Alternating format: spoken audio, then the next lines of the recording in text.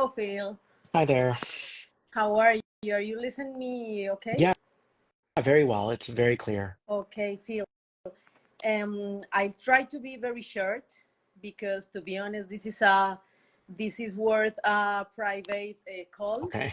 But while I can afford it, I'm going to share my reality right now. Whew.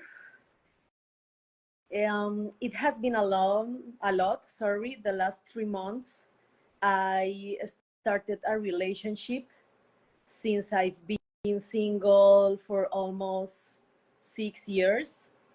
And this relationship has brought me a lot of changes. I had to be very vulnerable and has been like really hard for me. I found that I really have issues communicating my feelings. Uh, I think we move very fast.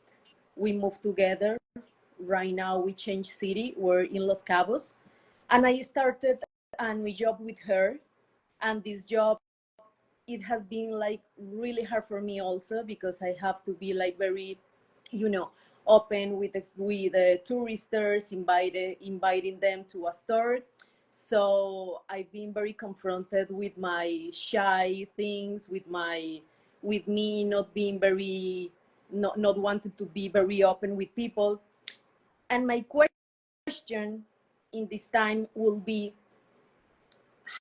how can I feel more aligned with my path right now? Because I've been having the sensation that I've been choosing wrong, sorry.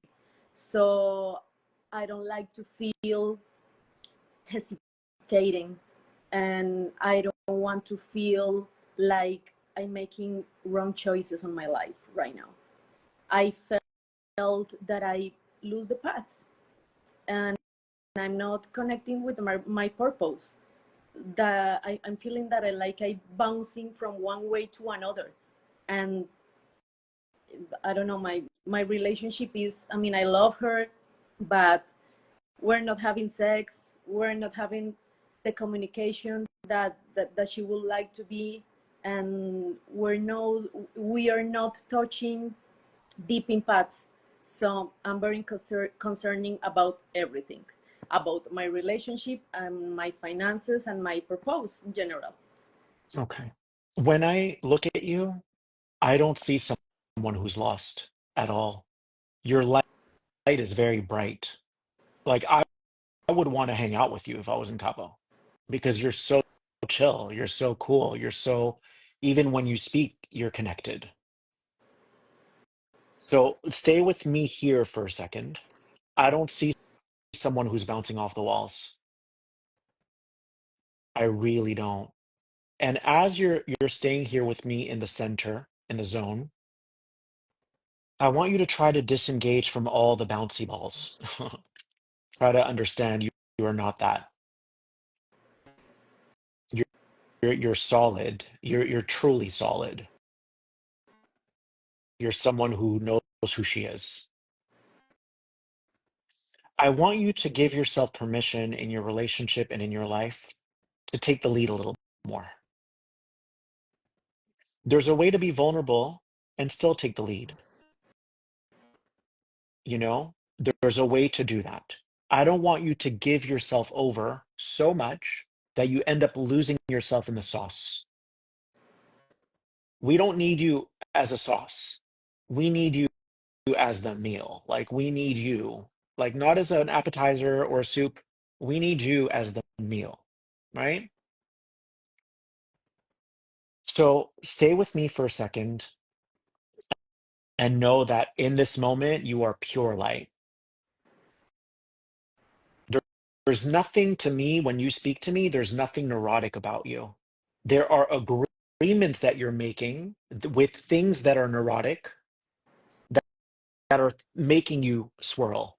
But you're not swirling. I see you right now. Take a deep breath.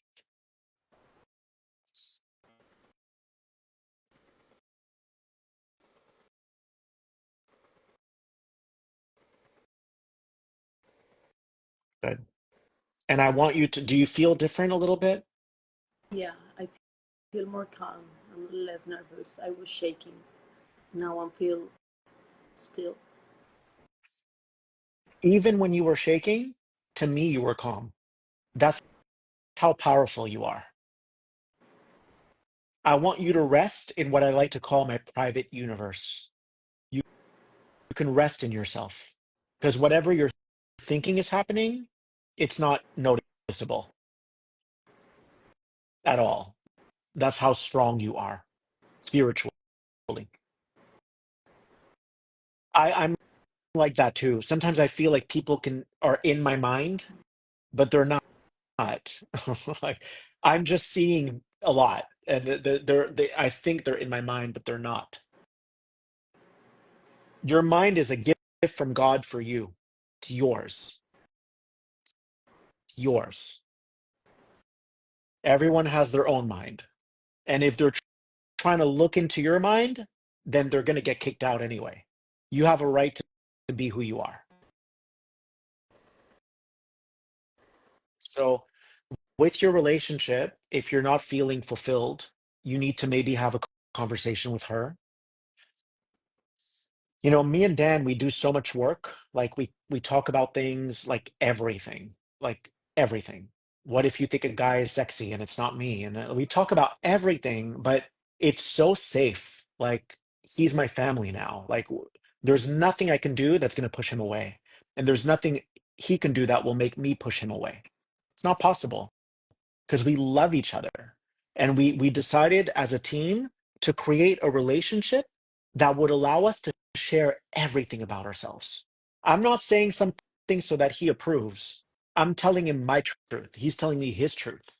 But we didn't get there overnight. But this is so amazing in a relationship when you can tell someone things that are crazy, like things that you think about or things that you fantasize about, or you can be yourself and you're not judged for it because your partner is the same way. You just don't want to admit it to each other, right? I believe that our true soulmate is the same as us. I want everyone to hear that. I believe that your true soulmate shares the same trauma as you, shares the same shadow as you, shares the same fears as you, but they actually want the same thing as you. And your false soulmate, if you're being open and honest and vulnerable and they're like disgusted, they're not your soulmate. They're not. Your soulmate is like you. You're the same. But it's scary. You know, there's been times where I say, "What do you think about this?" And he's like, "No, no, tell me what you think." I'm like, okay, you know? But there's so much beauty when you just go first and you tell someone first, this is what I think. Then they tell you, oh my God, I'm turned on right now because I feel that way too, but no one ever accepted me. And then I say again, you know, it's surreal. It's a surreal experience. It's like a permission to finally be safe in this world, to finally be safe in this world because your home is safe. You can heal in your home without having to meditate. Your home is so beautiful, it's so healing that you're just happy. Yeah, totally on point. We share so many childhood similar between us. We share so many, from the deep things to the superficial stuff. But yeah, we're stuck in maybe to admit that we're too similar to be true in the bad and in the not as bad. So it's super fun because we were like playing around in the street, but when we're together in intimacy we act like two little childs. So Yeah, it has been so really so weird and funny and frustrated at a time. yeah, I'm going to have a conversation with her. That's why I needed to talk with you first. I'm so blessed to be with you right now, Phil, again.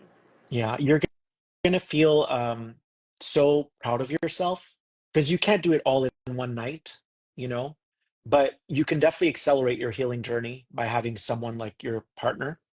um, you can accelerate it, but you can't do it all in one night. But the nights that you have those deep conversations and you reach a new milestone in your relationship, you're going to be so proud of yourself. You're going to feel like this expansiveness in your body. Like, oh my God, did we really get here? Like that's crazy. And then you just keep doing it. It's so healing because you have to keep in mind, this is just what's coming to me now. Most of our trauma comes from relationships, from family, from bullies in school, from friends. Like our traumas come from relationships. They don't come from ourselves. They come from someone who molested or raped or abused or attacked or bullied. So if we can be in relationship with someone, then we can begin to undo all of that trauma. That just came to me now, and it's so deep. It's so true. Oof. What better way to heal than in a relationship if your trauma was accrued from a relationship? Accrued meaning when you have debt, you accrue debt. So Okay. accrued, that's what it means. But what better way to heal than to deal with the trauma that you've accrued in your childhood than to do it with a partner? There's nothing like it. You're redefining what true relationships look like. So I'm really happy for you. Thank you. Thank you, Phil. And I love to meet you. And Yeah. then here in Cabo, let me I know. I'll love see you Cabo. for Oh the my rest of the God. year. Flora, Yeah, what is I, that place? The Flora Gardens? um, Baja California, La Paz. No, the restaurant that Jennifer Aniston got married in. The Floral Farms? Oh, Farms? I don't know yet. If you remember the name, please tell me because I just arrived on the weekend and Oh I've my been God. working today. So today is my free day. So please let me That know. restaurant is so, the ambiance is amazing. There's like a live band and it's gorgeous. Everything is farmed from their farm. I think it's called Flora. I've been there like 3 times. It's Oh, amazing. Hold on. wow. I feel like, is it Flora Farms or Gardens? Um, Cabo. I think it's called Flora Farms. Okay, I will Google it. It's so good. Oh my God. Um, you can even Google, the restaurant that Jennifer Aniston got married in. Ah, okay. It's That's like that's. amazing. All right. I'll be there. Thank you so Take much. care. Bye I bye. love you. Bye bye. Love you. Bye bye. Mwah. Yeah, I think it's called